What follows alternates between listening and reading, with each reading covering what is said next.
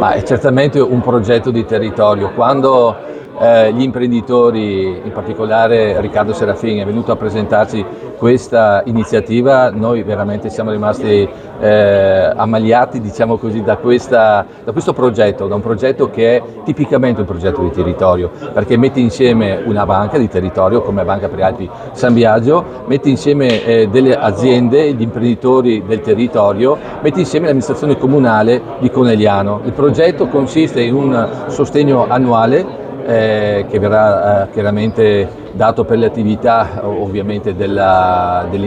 struttura, e poi un finanziamento ponte per quasi 1 milione di euro sostanzialmente, che andrà a permettere la realizzazione di una serie di lavori che sono la riqualificazione anche di questa struttura, che chiaramente ha bisogno di una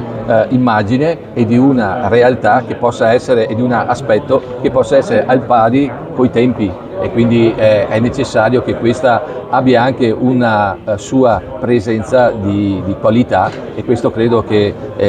Stage Live, la Rucher siano assolutamente capaci di poter portare avanti.